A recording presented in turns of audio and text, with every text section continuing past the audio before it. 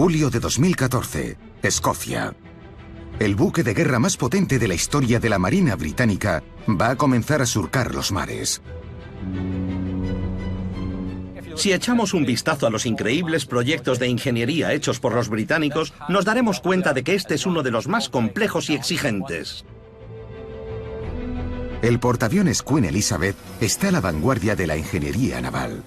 Es el buque más sofisticado fabricado en el Reino Unido. Con un peso de 65.000 toneladas y un coste de 4.900 millones de dólares, eclipsa a sus predecesores.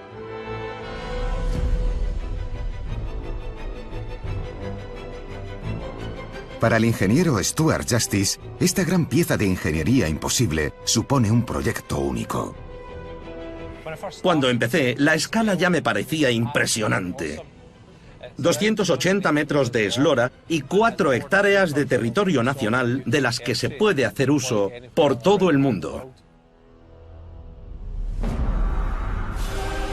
El Queen Elizabeth tiene un alcance de 10.000 millas náuticas y puede transportar hasta 40 aviones, incluido el innovador caza F-35B Lightning. Este aeropuerto flotante está provisto de unas turbinas de lo más potentes que funcionan como una estación eléctrica a bordo y que son capaces de generar suficiente energía como para abastecer una gran ciudad.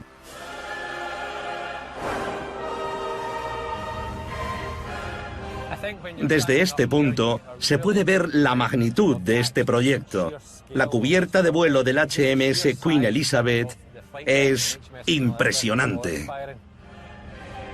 El Queen Elizabeth será el buque insignia de una nación orgullosa de su tradición marítima y permitirá que Inglaterra desarrolle misiones militares y humanitarias por todos los rincones del planeta. Pero hace poco más de un siglo, esto era una proeza de ingeniería inconcebible y aún menos posible.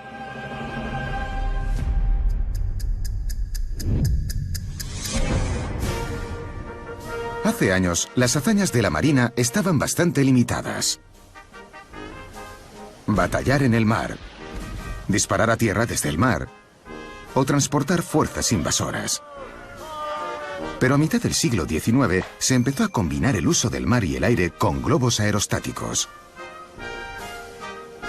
En 1849, un barco austriaco lanzó un globo aerostático al aire para que tirara bombas sobre Venecia. Sin embargo, la misión falló con el cambio de viento. Antes de poder llevar a cabo el sueño de un portaaviones en condiciones, se inventaría una nueva y emocionante máquina voladora.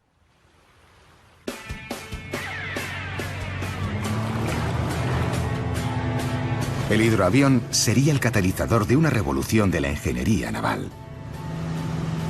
Es una pasada. Rhys Morgan se ha subido a un avión para comprobar los desafíos a los que se enfrentaban los primeros portaaviones. Los portaaviones nacieron gracias a la habilidad de los pilotos y la creatividad de los ingenieros. Los portaaviones de hoy en día no se parecen casi nada a lo que eran en un principio. Los primeros portaaviones eran simples transportadores de hidroaviones que disponían de una grúa para subirlos y bajarlos del mar para que desde ahí pudieran despegar. Era un proceso lento y arriesgado.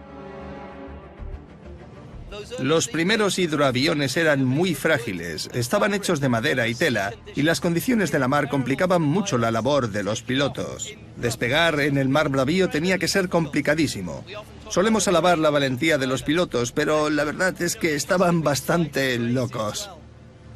Obviamente, necesitaban diseñar una nueva técnica. Y en 1912, el piloto británico Charles Sanson consiguió lo que parecía imposible: despegar su hidroavión desde un barco de guerra en marcha. El teniente Charles Sanson fue el primero en intentar despegar desde un barco en movimiento. Según los principios de la ingeniería, así como los principios del vuelo, resultaba perfecto que el barco estuviera navegando porque creaba una corriente de aire en las alas que le permitía despegar. El teniente Sampson usó una pista corta colocada en la cubierta de proa. El 9 de mayo de 1912, con el barco navegando en contra del aire para maximizar la corriente, arrancó el motor, su ligero hidroavión se apresuró por la rampa y salió volando. Estos primeros portaaviones contaban con una cubierta de unos escasos 30 metros, así que era toda una proeza conseguir que el avión despegara desde ella. Pero estos primeros portaaviones tenían una desventaja. No contaban con una pista de aterrizaje. Los aviones despegaban sin problema, pero aterrizar seguía siendo una tarea ardua y peligrosa. Cuando americemos notaréis que se mueve bastante, pero nada comparado a lo que tuvieron que soportar los pilotos de los primeros hidroaviones que sobrevolaban el Canal de la Mancha y el Mar del Norte. Pero unos años después, un hombre cambiaría la aviación naval para siempre.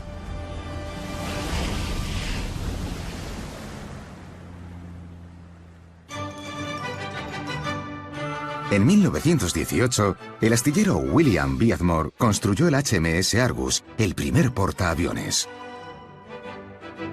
Era un barco que contaba con una sola cubierta, desde la que los aviones podían tanto despegar como aterrizar. El Argus contaba con un puente de mando retráctil que desaparecería cuando realizaban operaciones de vuelo. Esto facilitaba el despegue y el aterrizaje en los barcos. El portaaviones se convirtió en un arma efectiva por primera vez en la historia. La cubierta corrida de William Beardmore se convirtió en el patrón de los portaaviones de hoy en día. El HMS Argus había conseguido lo imposible.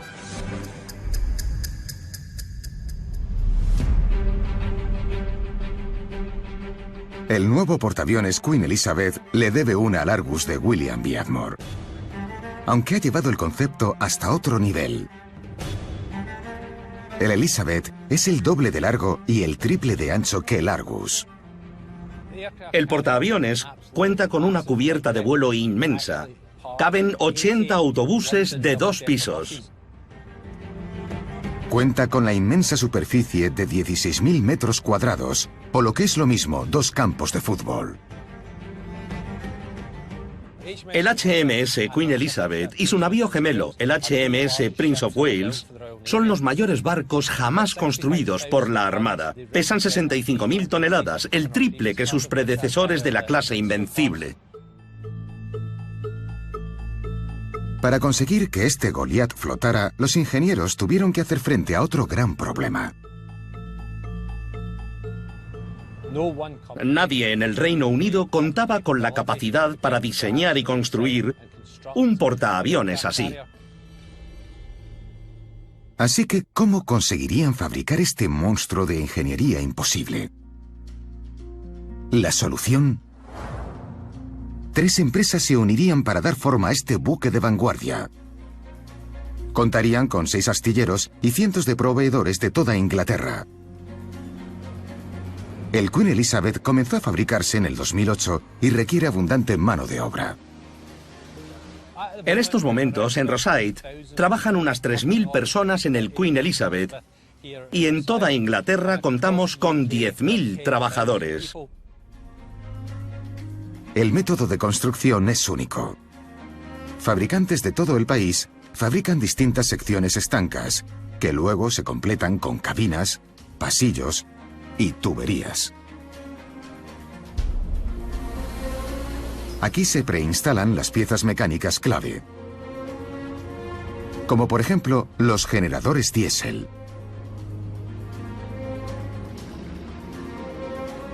Las distintas secciones se transportan en gabarras al gran dique seco de Rosyth, Escocia. Es básicamente como construir un gran rompecabezas. Pero esta técnica nueva supone más precisión para los ingenieros. Para que cada pieza encaje a la perfección, todas tienen que ser perfectas.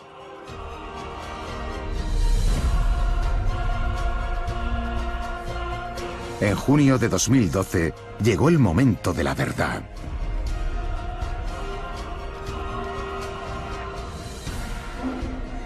En cuanto a ingeniería, hemos tenido que diseñar la superficie de contacto entre cada bloque con una precisión milimétrica para que, al alinearlos, los espacios para las tuberías y los cables estuvieran donde correspondían.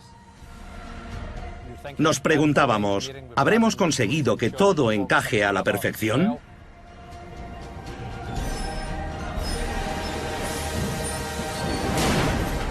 Pues sí, lo conseguimos.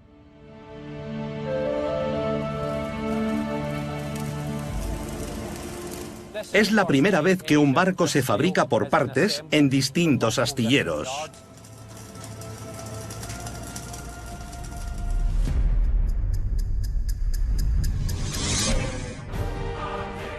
Pero la fabricación de este ultramoderno buque insignia de la Armada Británica se enfrentó a otro desafío.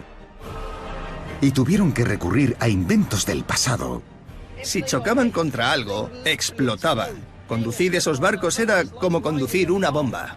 Para conseguir más ingeniería de lo imposible.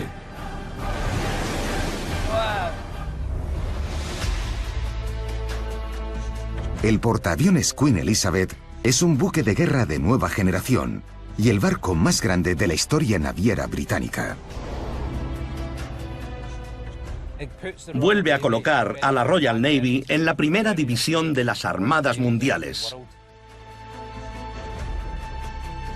El transportador mide 280 metros de largo y es 3 veces más grande que el anterior portaaviones británico.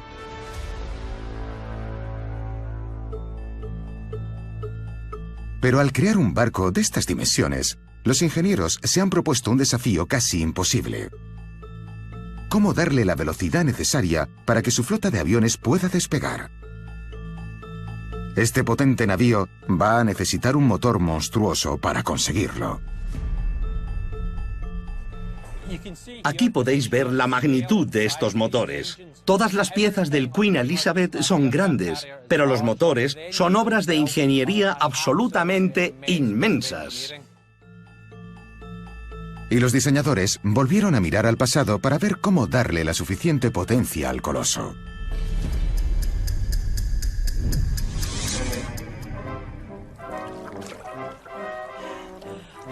Al principio, los hombres dependían de unos codos bien engrasados para navegar, hasta que aprendieron a aprovechar la dirección del viento. Hasta principios de 1800 no se descubrió que el vapor podía ser una solución mecánica. E hicieron falta otros 100 años para que los motores diésel comenzaran a surcar los mares. Pero en los años 40, una nueva tecnología brilló en el horizonte. Durante la Segunda Guerra Mundial, la potencia del motor se convirtió en una cuestión de vida o muerte. Y hubo un barco que comprendió la necesidad de la velocidad. Este barco es absolutamente impresionante. Es tan estilizado que parece un tiburón en el agua. Y con solo mirarlo, entenderéis por qué lo llamaban el caza del mar. Las lanchas cañoneras británicas son pioneras en combates navales de alta velocidad, y gracias a un equipo entusiasta se fabricó el MGB-81 en 1942. Hoy es el único que sigue funcionando. Era un barco increíblemente bien diseñado, una preciosidad. Tenía 3 motores impresionantes, 3 motores V12. Cada uno tenía una potencia de 1250 caballos. Eso equivale a 6 motores de Fórmula 1. Y eso en la Segunda Guerra Mundial. Resulta increíble. Lo están acelerando en este momento. Mirad cómo va.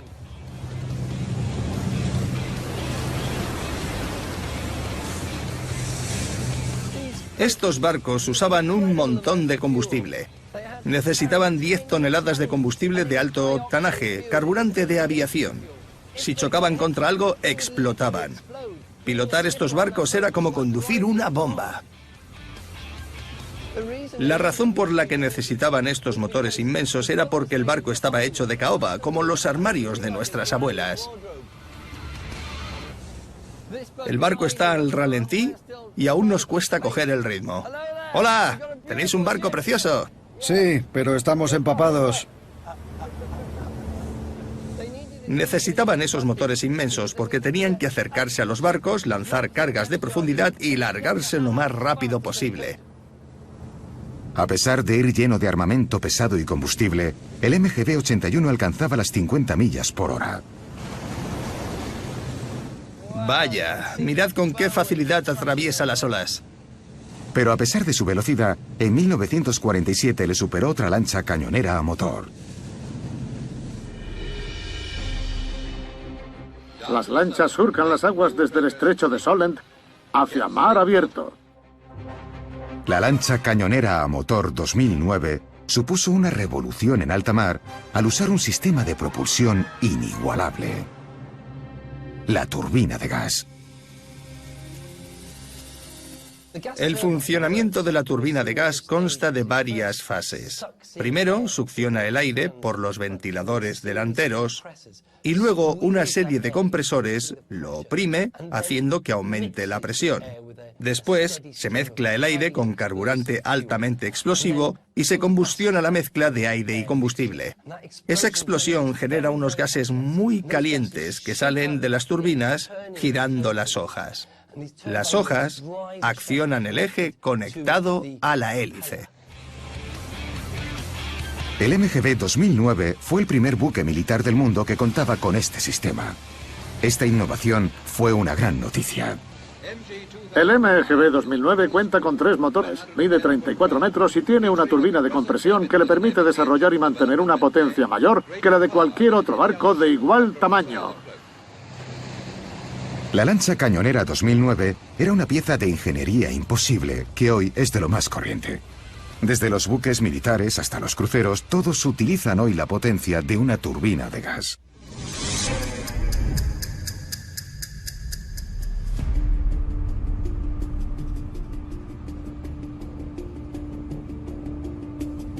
Las turbinas de gas utilizadas en el portaaviones Queen Elizabeth llevan la tecnología pionera de los años 40 a otro nivel.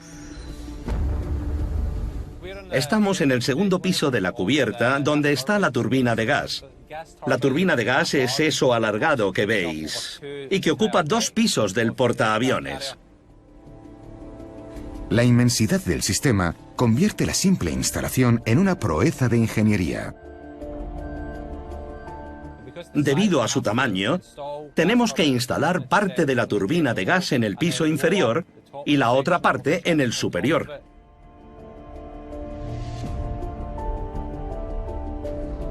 El Queen Elizabeth cuenta con 2 turbinas de gas Rolls-Royce NT30, las turbinas marítimas más potentes del mundo. Pero a diferencia de su predecesora, la lancha cañonera a motor de 1940, estas turbinas no se usarán para girar las hélices del Queen Elizabeth, sino que actúan como un turbocompresor gigante para generar una inmensa potencia que apoyará los motores eléctricos en los momentos clave. Puede funcionar con los generadores diésel a velocidad de crucero, pero cuando queremos una velocidad superior para llevar a cabo las maniobras de vuelo, empleamos estas turbinas de gas y los alternadores de las turbinas de gas para obtener la velocidad necesaria.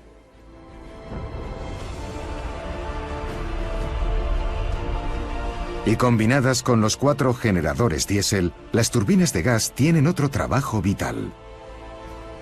Con las 2 turbinas de gas y los generadores diésel, lo que tenemos es una central eléctrica. No solo proporciona propulsión, sino que suministra la electricidad que necesita la tripulación. Por ejemplo, les permite poner calefacción en el barco o el aire acondicionado en climas tropicales y da corriente a todo el barco.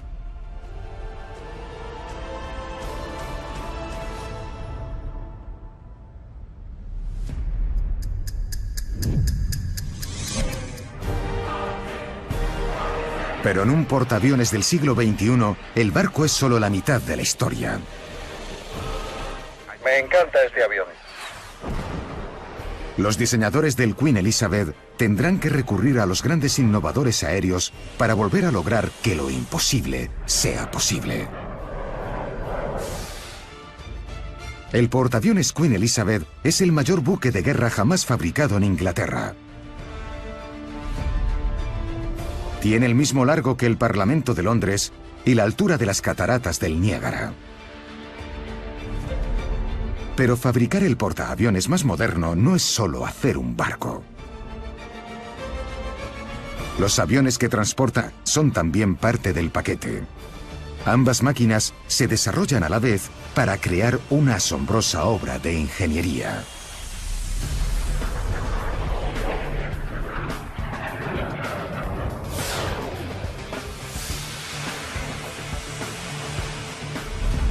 El barco se diseña en armonía con el nuevo US Lockheed Martin F-35B, el caza más avanzado, capaz de realizar despegues cortos y aterrizajes verticales. El F-35B alcanza una velocidad máxima de más de 1930 km por hora. Es indetectable por radar y tiene una respuesta impresionante a los deseos del piloto. El F-35B da un salto tecnológico significativo. Es increíble. Los cazas podrán despegar gracias a un sistema único en los portaaviones británicos, conocido como rampa de salto. El F-35B empezará en aquel lado de la cubierta. Acelerará a medida que recorra la cubierta de vuelo hasta la rampa. Al llegar al final de la rampa, el avión saltará y se alzará en vuelo. La rampa de salto nos permite despegar todo tipo de aeronaves de última generación. Desde aquí despegan un gran número de aviones.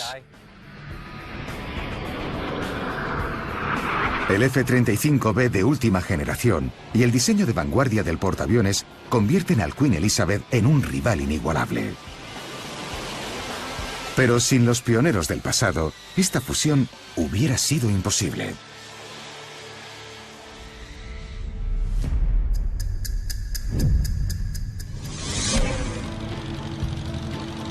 Tras la Segunda Guerra Mundial, como los aviones eran cada vez más rápidos y potentes, las pistas de vuelo tenían que ser cada vez mayores.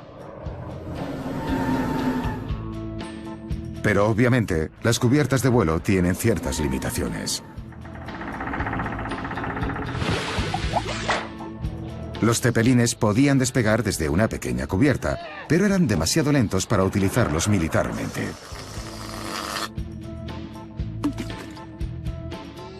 Los helicópteros, que se produjeron masivamente en los años 40, permitían un despegue y aterrizaje en vertical. Pero el problema es que al alcanzar cierta velocidad, los rotores no aguantaban. La mejor solución era un caza veloz que pudiera despegar y aterrizar en una moneda.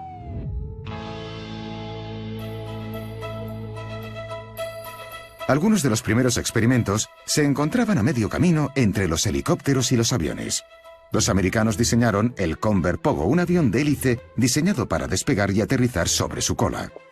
John, despega el avión, sube un poquito más, sigue así, sigue con el morro hacia arriba. Ahora baja, John, eso es, muy bien. Pero los británicos tenían una idea muy distinta. Mientras los americanos experimentan con aeronaves que despegan y aterrizan sobre sus colas, Inglaterra deposita sus esperanzas en los Flying Bested.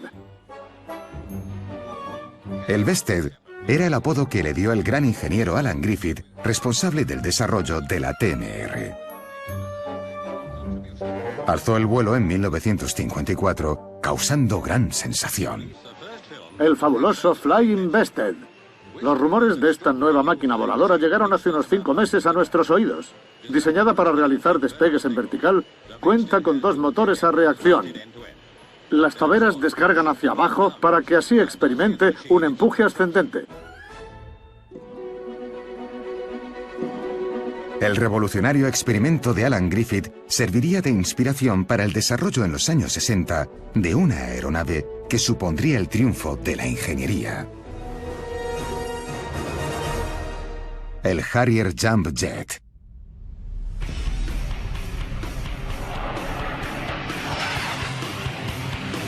El antiguo piloto americano Art Nals tiene el único Harrier privado que vuela a día de hoy.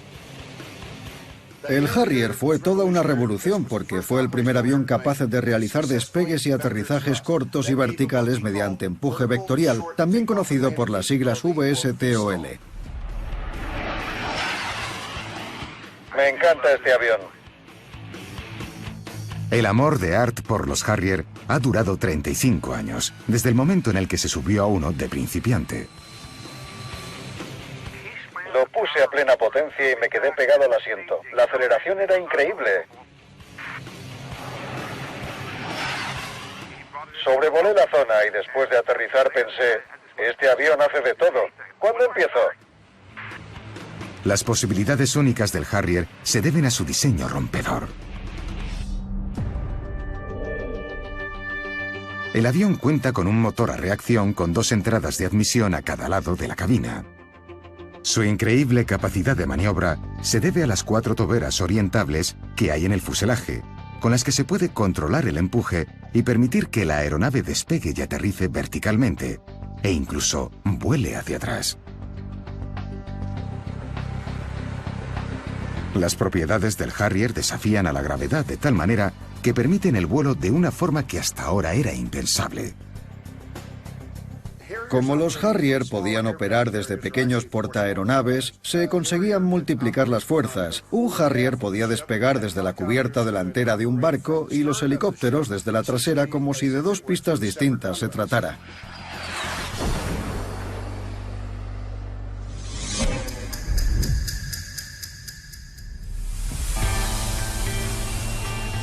Tal y como el Harrier Jump Jet fue toda una revolución, el portaaviones Queen Elizabeth pasa a un nivel superior.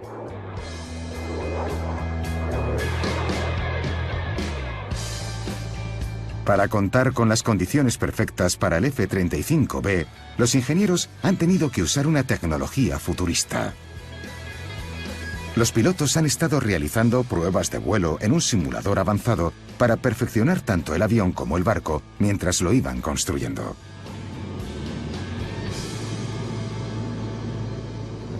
El portaaviones Queen Elizabeth es una maravilla de la ingeniería, pero si no contara con aviones, no serviría de mucho. Tiene que interactuar eficientemente con la aeronave. Así que con este simulador vamos a probar el despegue, aterrizaje y las maniobras del avión en todo tipo de condiciones marítimas, y mientras comprobaremos el sistema para ver si todo funciona correctamente. La verdad es que es una representación de cómo operar desde el barco. No solo importa la cabina del piloto del avión, sino también la torre de control en el barco. El simulador de millones de dólares permite que los pilotos y los ingenieros reduzcan los peligros inherentes al hecho de contar con un aeródromo en el mar. Este es posiblemente el lugar más seguro para aterrizar en kilómetros a la redonda. A pesar de ser una pista grande, medirá la 10ª parte de cualquier pista de aterrizaje de una base militar. Aunque es una maravilla, es un lugar concreto y puede ser complicado de encontrar. Pilotos e ingenieros han trabajado mano a mano para desarrollar métodos de vuelo del F-35B únicos para el navío británico. El aterrizaje estrella será el vertical. A los pilotos de los Harrier les resultará familiar, pero hay una diferencia entre el Harrier y el F-35. Vamos a realizar un aterrizaje vertical mediante empuje vectorial. De esta manera podremos transportar más combustible y armamento de vuelta al barco. La combinación de la elevación generada por las alas y el empuje del motor permite un aterrizaje lento y por tanto el F-35B podrá realizar la maniobra en una pista realmente pequeña. En cuanto toco suelo, freno y lo paro.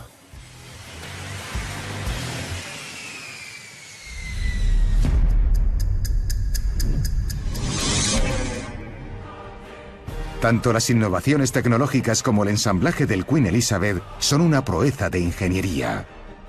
Pero para terminar este buque de guerra del siglo XXI, los diseñadores tendrán que hacer frente a grandes desafíos fijándose en los pioneros del pasado. Tenían que construir la mayor fuerza naval del mundo. Para crear más ingeniería de lo imposible. Puede que el Britannia fuera el rey de los mares, pero en 2014, un nuevo portaaviones zarpa desde Escocia, empequeñeciendo cualquier otro barco con el que contara la Armada Británica. 280 metros de eslora y 65.000 toneladas de peso dan forma a esta pieza de ingeniería que se creía imposible. Te das cuenta del verdadero tamaño del portaaviones Queen Elizabeth cuando te encuentras en la cubierta inferior. Pero el Queen Elizabeth no es solo el mayor buque de guerra fabricado en Inglaterra, también es uno de los más innovadores del mundo. Y para el ingeniero Stuart Justice es un sueño. Esto es el colofón de mi carrera, porque podré contar a mis hijos y a mis nietos que trabajé en el buque insignia de la nación.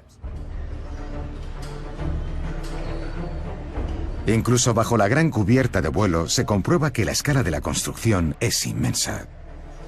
La cubierta con el hangar es una gran hazaña de ingeniería. Es tan larga que podrías meter 2 fragatas tipo 23 aquí dentro, una al lado de la otra.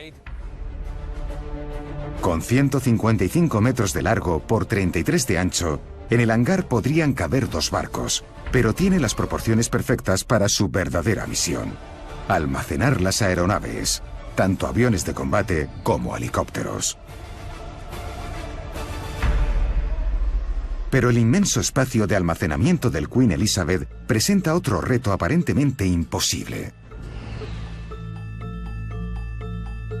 ¿Cómo conseguir que la flota de aeronaves embarcada pueda ponerse en vuelo con la rapidez que requiere la guerra moderna? Es fundamental que la flota de aviones almacenados aquí en el hangar pueda ponerse en vuelo muy, pero que muy rápido. El equipo del Queen Elizabeth va a tener que fijarse en las innovaciones del pasado para hacer posible lo imposible.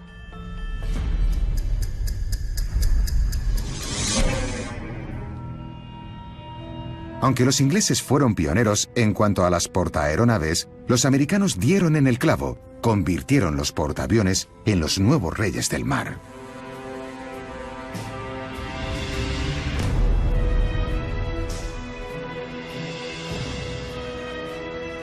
Los portaaviones de clase Essex, como el USS Intrepid, se han descrito como los buques de guerra más importantes de la historia americana. Esta innovación se produjo por las necesidades de la Segunda Guerra Mundial. Europa estaba en guerra, Francia se había rendido ante Hitler y los Estados Unidos empiezan a preocuparse por construir la mayor fuerza naval del mundo. Cuando los Estados Unidos se ven arrastrados a la guerra porque los portaaviones japoneses atacan Pearl Harbor, la importancia de estos barcos se hace patente. Tras Pearl Harbor, los portaaviones pasan a ser las naves dominantes del mar, así que empezamos a fabricar menos acorazados y más portaaviones. Y este es el diseño estrella de esa época.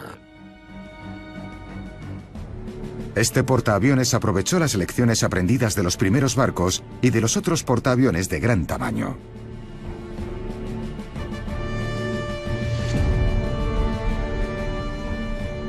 Los de la clase Essex son unos 20 metros más largos y 1/3 más pesados que sus predecesores. La cubierta de vuelo del Essex es mayor. Los portaaeronaves anteriores de los Estados Unidos son mucho más pequeños. En los años 30, los aviones eran mucho más ligeros. En muchos casos eran biplanos. Así que necesitaban un espacio menor para despegar y cuantos más aviones despegaran, mejor. Con un ala aérea más grande y pesada, estos portaaviones se enfrentaban al mismo desafío que el Queen Elizabeth. ¿Cómo lograr que los aviones pasaran del hangar a la pista rápidamente? Una gran innovación fue trasladar el elevador de aviones hacia el lateral del barco. Así no resta espacio a la cubierta de vuelo. La clase Essex popularizó una nueva solución de ingeniería. Un ascensor lateral permitiría subir los aviones desde el hangar hasta la cubierta de vuelo sin interferir en el despegue y aterrizaje de los otros. Estos barcos contaban con una ingeniería tan brillante que se convirtieron en el diseño más prolífico de la historia. Llegaron a fabricar 26, 17 durante la Segunda Guerra Mundial. El Intrepid es el tercero de la clase Essex. A pesar de los ataques, los enemigos no consiguieron hundir un solo clase Essex. Consiguieron que lo imposible fuera posible.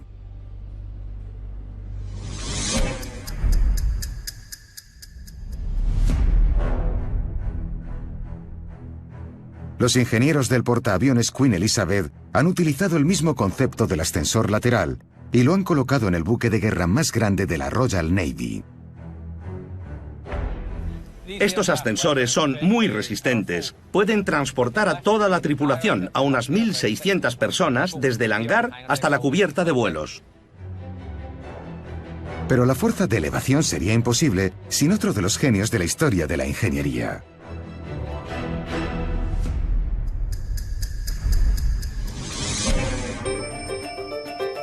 William George Armstrong nació en 1810 y aunque era abogado, cambió de carrera y se convirtió en una eminencia de la ingeniería. Inventó un concepto sencillo que cambió el mundo de la ingeniería para siempre: el acumulador hidráulico. Armstrong se dio cuenta de que al colocar un pistón sobre un cilindro de agua podría almacenar energía hidráulica.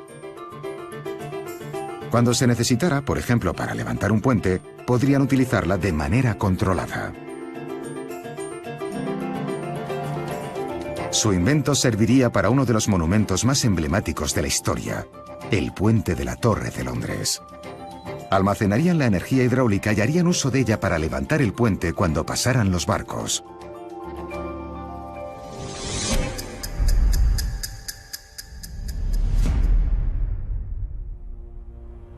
Los ingenieros del Queen Elizabeth han explotado la genial idea de Armstrong para elevar grandes cargas a alta velocidad. El potente sistema tarda 1 minuto en transportar el avión desde el hangar hasta la cubierta de vuelo.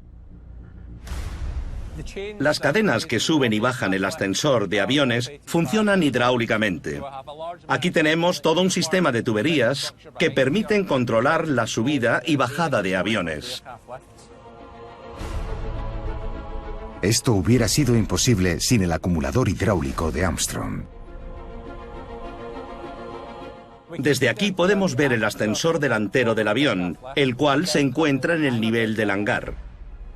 Como podéis ver, sube con 2 F-35B hasta la cubierta de vuelo para que así los aviones puedan ir a la pista donde se dirigirán hacia la rampa de salto.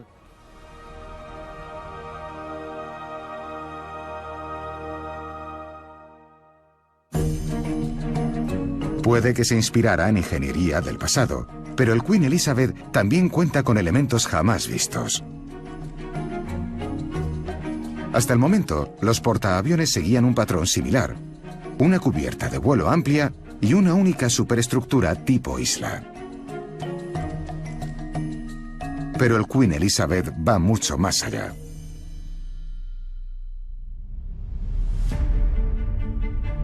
En vez de contar con una simple isla, este meganavío cuenta con 2, cada una con una función específica.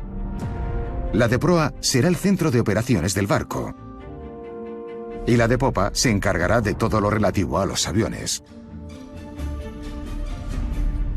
El portaaviones Queen Elizabeth es único en cuanto al diseño de doble isla, y cada una tiene un propósito. La isla de la popa se encarga de las operaciones de los aviones. Desde ella se puede ver cómo aterrizan los aviones en la cubierta. Se puede ver toda la cubierta de vuelo y también la rampa de salto. Y desde la isla de proa se controla la navegación y se pilota el barco. Estas 2 superestructuras inmensas también se fabrican en otro lugar y luego se traen hasta Rosyth para colocarlas. En marzo del 2013 comenzó a coger forma este hito de la ingeniería. La isla de proa de unas 595 toneladas se colocó con una grúa en su posición. El casco flotante empezó a parecer un portaaviones. 3 meses después, se colocó la isla de popa. Y así nació este portaaeronaves sin igual.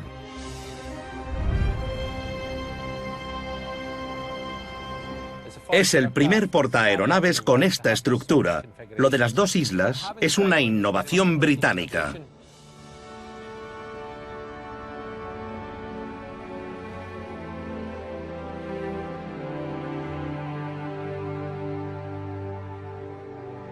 Ha pasado más de un siglo desde que se empezaron a dar los primeros pasos hacia lo que hoy conocemos como portaaviones.